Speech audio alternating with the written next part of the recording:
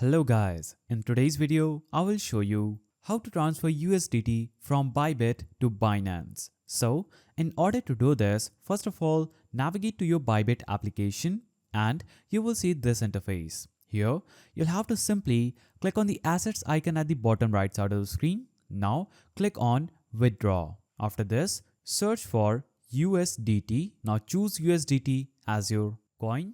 Now, you'll have to enter the amount that you want to withdraw. After this, you'll have to click on this network icon and choose the chain type. So we are going to choose TON. So search for TON and select it.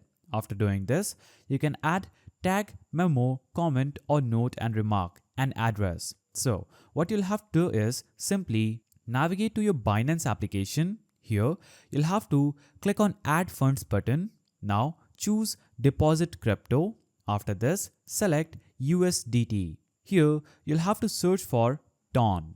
So scroll down, search for TON as your current network. After doing this, you'll have to simply copy this deposit address from here by clicking on this button. Go back to Bybit, paste the address here. Now go back to Binance, copy the USDT memo here and paste this memo in this field.